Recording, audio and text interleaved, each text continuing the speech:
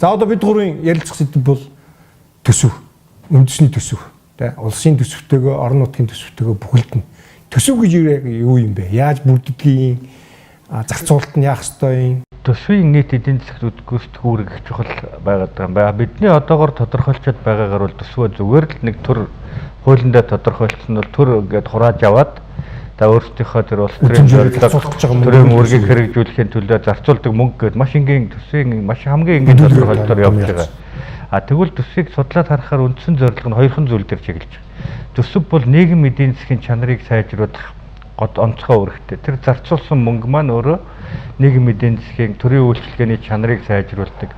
Жишээ нь сая манай зарим татвар төлөгчид ийм төртөө байгаа үед татвар төлөхгүй, тансаглалын төлөө төлөхгүй гэдэг яг тэр үндсэн мөн чанар. Зарцуулсан бүх нэг төгрөг болгон эргээд нийгэмдээ эдийн засгт үр ашигтай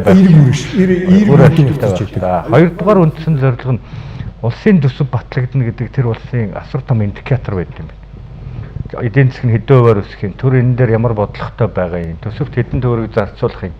Тэгэхээр энэ хоёр үндсэн үүрэг бол бас Монголд харамсалтай нэлээд алдагдсан. Тодорхой биш. Төсөв бол их алдагдaltaй байдаг. За зарим жил бол орлоготой ашигтай байдаг жил бий. Жишээ нь одоо намар 3% эдийн засгийг өсгөнө гэж төлөвлөж байсан төсвөө бид нэр сая оруулж ирэхдээ 17 онд дахиад эдийн засаг өсөхгүй маа гэдэг. Тэгэхээр бол нэгдүгээр төрийн нөгөө төсвийн индикаторын үүрэг бид нар төсвөө хараад баримжаал бизнесээ төлөвлөдөг, салбарууд үйл ажиллагаагаа төлөвлөдөг тэр индикатор нь байхгүй байна. Хоёрдугаар төсөв тэлсээр байгаа боловч хамгийн гол салбар болох эдийн засгийн гол төсвийн гол бүтцийг бүрдүүлж байгаа боловсрол эрүүл мэнд их найдаас авсан бүтцтэй зардалтай хоёр гол салбарын нэг маань. Тэгэхээр энэ салбаруудын сүүлийн үеийн чанарын асуудал байхгүй. Боловсрол алдагдсан. Эрүүл мэнд хорт хавдрын үзүүлэлтүүд сүүлийн 10 жилийн дотор 2.4 дахин 10,000 гунд ногдох нь өссөн гэдэг. Тэгэхээр бид нар бол төсвөө нэгдүгээр төлөвлөж чадахгүй байна. Одоо 2006 оноос хойших төсвийг харахаар тодтоогүй жил байхгүй. За дунджаар 2 удаа тодтогсон. Зарим жилд тодтгол 1, 2, 3 гэж тодтогсон. Тодтголоос орлого зардал нь зөрдөг. Орлогын хэтрэлт нь их найдаар давдаг. Зардлын хэтрэлт нь их найдаар давдаг гэдэг ингээд төсөв дээр их олон асуудал байна. Тэгэхээр миний хувьд бол төрийг засах нэг боломж нь энэ зөв сайн төлөвлөлт төсөвтэй байх явдал юм уу гэж бодоод байгаа юм байна. Тэгээд дээрэс нь бас нэг зүйл бол юу юм бэ гэхээр бол төсөв гэдэг маань бол өөрөө чинь мөнгө шүү дээ. Тийм. Татвар төлөгчдийн мөнгө. Бид нар ингээд цуглуулж аваад тэгээд би тэрийг захиран зарцуулах эрхийг нь олж авч байгаа байхгүй юу. Тэгэхээр би тэр захиран зарцуулах эрхээ яаж эдэлж байна вэ гэдгийг нь бол хяналт тавих хэрэгтэй. Тэгээд тайлбар тайлбарлах хэрэгтэй. Хоёрдугаар тэр хүн хяналт тавих хэрэгтэй. Мөнгө төлсөн. Тайлагнахаас ч өмнө хяналт тавихаас ч өмнө тэр тайлагнах хяналт тавих бололцоог ч хангаж өгөх хэрэгтэй байхгүй юу. Чи 50 миллиард төгрөг авсан 50 миллиард төгрөгийг хаашин чамаагүй зарцуулна гэж байгаа бол тэр чинь одоо яаж хянах вэ? Дараа нь хурж ирээд асуух дээр би хаашин чамаагүй зарцуулна гэсэн хаашин чамаагүй зарцуулсан хэлнэ шүү дээ. Тэгэхээр тэгж болдгоо маа төсөв гэдэг чинь өөрөө хууль. Тэр хуулийн чинь бол Монгол Улсын нутаг дэвсгэр дээр ягштал мөрдөх учиртай. Тэгэхээр тэр хуулийн дээр юу гэж заасан бэ гэхээр бол тэр 50 миллиардыг чинь чухам юунд зарцуулах вэ гэдгийг зааж өгөх хэрэгтэй байхгүй юу? За чи энээс 10 миллиардын одоо зам барихад зарцуулна. За энийг одоо жишээ нь одоо бичиг хэрэгслийн цаас авахд зарцуулна. Тэгээ энэ чинь ингээд бүдүүн тоймоор зааж байгаа бичиг хэрэгсэл гэдэг. За тэгээд дотор нь болохоор бас задаргаа нь гарч ирэх хэрэгтэй. Бичиг хэрэгслийн цаас хэрэгсэл гэхээр энэ мөнгө нь бол одоо цаасанд явна. Энэ мөнгө нь принтерийн явна. Энэ принтерийн хоронд явна. Энэ одоо балын харандаанд явна гэдэг. За балын харандаа гэдэгтэр дотор нь бас дахиад зааж өгч байгаа. За энэ нөгөө M2, M5 энэ төр гэдэг ингээд хатуу зүйл ингэж задаргаатай ингэж наривчлсан ямиг төсөв гэж хэлээд байгаа. Тэгээ тэр нь батлагддаг, хуульчлагддаг байх учраас зардлын хадгалаас. Тэгэх юм бол дараа нь хурж ирээд хяналт тавих чинь амар байхгүй. Төсвөр дамжуулж хяналт тавина гэдэг чинь тэр байхгүй. Хурж ирээд чинь за би чамайг ийм юмд л зараарай гэж Монгол улсын их хурл баталж өгсөн. Монгол улсын их хурлын гишүүдээр дамжуулаад Монголын нийт татвар төлөгчд ард иргэд маань чамд ийм одоо үүрэг өгсөө эрхийг шилжүүлсэн. Энэ бол чиний үүрэг. Нэг ч хүний гайхамшигтай ч эрх биш. Чи нөхөр минь ингэх ёстой. Тэгсэн чинь тэр хүн M2 гэсэн харандаа ав гэсэн байсныг болоод M одоо 3 ч гэдэг юм уу 5 гэдэг харандаа авчихсан байна. Тэгвэл тэр чинь төсөв зөрчиж байгаа буруу байхгүй. зарцуулсан. Буруу зарцуулж байгаа, хууль зөрчиж байгаа байхгүй. Тэгээ энийг Монголын одоо ерөнхийлөгчөөс авахуулаад багийн засаг дарга хүртэл ойлгоогүй байгаа тохиолдолд төсөв саруул байх тухай, зөв зүйтэй байх тухай хэрэг байхгүй. Би зүгээр өөрөө бас нэг энэ тэнд ажиллаж байсан хүнийхээ хувьд бол гадарлан л да.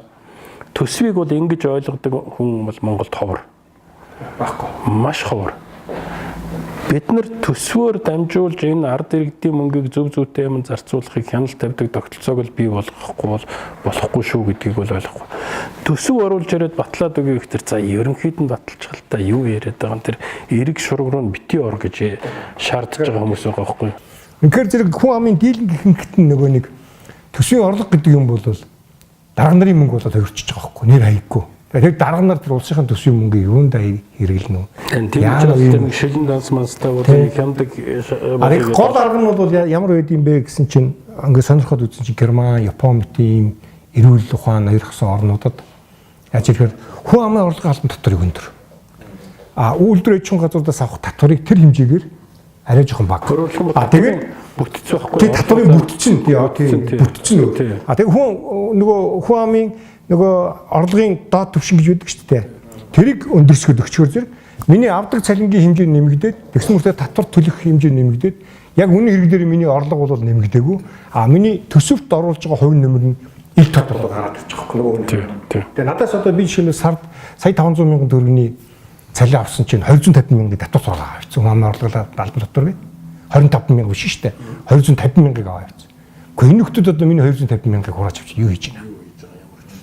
Ямар ч үстэй. Яагаад одоо энэ ингээд сургууль хүүхдээ хөр зэрэг нэг ангид 45 хүүхэд. Гэтэл манай дүүргийн засаг дарга болохоор даад хөрж 200 төгрөг яриад байгаа. Энэ нийгэмд өнөөдөр бид нар юу дутаад байна вэ гэхээр бол хариуцлагын тогтолцоо дутаад байна. Сахилга бод дутаад байна гэж. Тэгэхээр тэр хариуцлага, сахилга бод гэдэг чинь одоо хэрэгжүүлэх гэж хоосон ярина, орой лоозон унших бол амархан тийм ээ. Хэрэгжүүлдэг тэр арга механизмууд нь юу юм бэ гэхээр улсын төсвөө аль болохоор дэлгэрэнгүй баталжээ. Тэр заалт болгоныг улам дэлгэрэнгүй болгож тэрнийхээ гүйцэтгэлийг маш хүчтэй шаардж байна. Тэгээд энийг л хийхгүй бол болохгүй шүү гэдэг ингээд л ойлгох хэрэгтэй байхгүй. Тэгээд зүгээр одоо 20 хэдэн жилийн хугацаанд эрхвч бас юм явж байна. Тэгтэл одоо болтол Монгол улсын их хурл сууж байгаа хүмүүс маань одоо гол төсөв баталж байгаа хүмүүс маань Монгол улсын төсвийг захиран зарцуулж байгаа яам тамгын газар ерөнхий сайдаас өгсүүлээд үннийг хэлэхэд бол төсвөө ойлгохгүй шүү дээ. Төсвийн орлого гэдэг маань ч вэ, зарлага гэдэг маань ч вэ, энэ маань баланс гэдэг ямар индикатор юм бэ гэдгээ ойлгохгүй. Энд чинь бол сая багшийн хэлээд байгаа зүгээр нэг төр өөрийнхөө үүргийг гүйцэтгэхдээ зориулаад эдэн төгрөг цуглуулж байгаа шүү. Энд чинь нийт улс орны үндэсний баялагийг л арвижуулах зорилгоор одоо авч хэрэгжүүлж байгаа маш хүчрхэг хэрэгсэл юм шүү. Энийг зөв залгах хэрэгтэй юм шүү. Тэгэхээр одоо нэг төгрөг болгоны ард л үр дүн зорилго нэгж явах тийм юм байна. Багш сая яг хэлсэнтэй, яг саяны ярьсантай холбоотойгоор уялдаатай төрүүчийн телевизэн багш хэлж ирсэн. Төсвийг яг бүхэлд нь юу гэж ойлгох вэ гэдэг энэ ойлголтоос бүх юм эхэлнэ гэдэг дээр 3 дахь нэг аспект гараад ирж байгаа. Тэр нь юу гэхээр зэрэг төсвийн улс бол өөрөө тухайн улс орон дох одоо хамгийн баян хамгийн том хэрэглэгч. Тэгээ бензин хэрэглэдэг, цаас хэрэглэдэг, холбоо харилцаа хэрэглэдэг, унаа машин хэрэглэдэг тэгэл хэрэглэхгүй юм гэж байхгүй. Тэгээ энэ утгаараа бол нөгөө хэрэглээ нь өөрөө үйлдвэрлэлдээ дэмжиж идэг энэ орчин үеийн эдийн засгийн харилцаанд улс бол өөрөө эдийн засгийн өсөлтөд нөлөөлөх аюул том нэг хүчин зүйл нь болчихж байгаа хөөх. Тэгээд ард түмнээс өөрийнхөө ард түмнээс татаж хурааж авсан мөнгөөрөө гадаадаас цаас худалдаж аваад байдаг ч юм уу, гадаадаас юм худалдаж аваадах юм бол та үндэснийхээ баялагийг хорогдуулаад өөр улсын үндэсний баялагийг нэмэгдүүлэл явна л гэсэн үг шүү дээ. Яг энэ үүднээсээ бол манай гадаад худалдааны баланс. Тэгэхээр гол асуудал нь бол юунд вэ гэхээр бол одоо тэнч цаас үйлдвэрлэж байгаа бол бид нар бас давхар цаас үйлдвэрлээд хэрэг байхгүй л да. Яг бол тэд нар илүү манаас илүү технологи чанартай юм идэг баг. Тэднэрт байхгүй юм бид нар үйлдвэрлэж байгаа байхгүй. Тэд нар тэг манахаас худалдаж авч явах хэрэгтэй байхгүй. Тэгэхээр бусдын худалдаж авах юмыг одоо бид нар чаддаг байх хэрэгтэй тийм. Улс энийг хэрхэн яаж хөтлөн удирдах вэ те. Дараагийн энэ төсвийн бас нэг том үүрэг зорилт нь бол бүх улс орнуудад юу гэж үзэж байгаа вэ гэхээр төсвөөр дамжуулж ядуурлыг бууруулна. Төсвөөр дамжуулж үндэснийхээ хөгжлийг дэмжин тэтгэн. Тэгэхээр таны түрүүний хэлсэн тэр хэрэглэгч гэдэг нь бол төсвийн хамгийн энгийн хэлбэр үүргэн. За яг үндэснийхээ бүтээгдэхүүнийг болдог бол авъя, дотоодын ширээ сандлаа авъя. тийм. Хамгийн тэр ард нь нуугдаад байгаа үүрэг нь бол таны хэлээд байгаа үндэсний баялагийг нэмэгдүүлэх, улс орны жолоог зөв батгах тэр бодлогын зорилго хэрэгжиж явах хэрэгтэй гэдэг нь төсвийн хамгийн том үүрэг нь. Тэгэхээр бид нар энэ төр барьж байгаа хүмүүст чи асар гайхамшигтай эрх өгчөөд шүү дээ. Хүнээс татвар хурааж аваад зарцуулдаг тийм онцгой эрх өгчөөд байгаа. Тэр онцгой эрхийг юуны төлөө өгч байгаа вэ гэхээр энэ улс орныг зөв удирдахын төлөө өгч тийш навч яваа. Тэр төсөв рүү татж авч байгаа бүх мөнгөнд нэг төгрөг болгоно ардаа үр ашигтай нийгэм эдийн засаг эрэг нөлөөг бий болгодог л тийм төсөв. Яг энэ төвшөнд түрүүн багшийн амраа багшийн хэлж байгаа үнэхээр ойлгохгүй байгаа одоо хүртэл. Одоо хүртэл бид нар нэг мөнгө хураах хэрэгтэй юм байна. Тэрийг хувааж зарцуулах хэрэгтэй юм байна. Тэгээд тойрог руугаа бодсон тогтолцоор хэвээрээ дотроос аль болох өөртөө ашигтайгаар мөнгө самаан зан гаргаад хүний мөнгө зарж байгаа шүү дээ. Чи өөрийнхөө мөнгийг бол тэгж зарахгүй дээ. Хүний мөнгийг бол хаа хамаагүй цацаад явж байгаа. Нэг асуудал бас нэг дээрээс нэг ярих хэрэгтэй бол энэ чинь Монголын эдийн засаг гадаад эдийн засагтайгаа уялдаа, дэлхийн зах зээлтэйгээ уялдаа та. Тэгэхээр тэр түүхий дээр тулгуурласан эдийн засаг маань нөгөө дэлхийн зах зээлийн үнийн хэлбэлцлээс ихэх хэмжээгээр хамаардаг.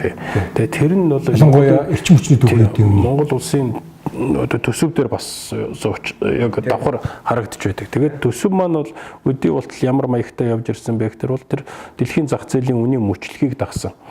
Үнэн өсөхдөө бид нар нэг жоохон мөнгө ороод ирдэг, тэрийг ингээл тараагаад хайчдаг. Үнэн нь буугаад шалдаа буух дээр төсөв нь орчдөг, тэгэл мөнгөгүй болчдөг, сөмөрөө ингээд нусаа хазартаа нагаа суугаад идэг. Нэг тийм болж байгаа. Тэгэхээр төсвийн бодлого гэдэг маань бол энэ одоо зөвхөн дотоод төдийгүй энэ дэлхийн энэ чиглэлийг хөгжилж хандлагыг харж аж тэр мөчлөг сөрсөн дагсан биш сөрсөн үйл ажиллагаа явуулж явах хэрэгтэй маа гэсэн бас нэг асуудал байгаа юм. Уул нь мэдэхгүй ширхэж мэдээд байгаа. Мэдэх нь бол мэдээд байгаа. Энэ чинь бас тогтвортой хөгжлийн бас нэг чухал хүчин зүйл юм байна шүү дээ. За энэ дээр ингээд өнөөдөртөө өндөрлөх гоё боллоо.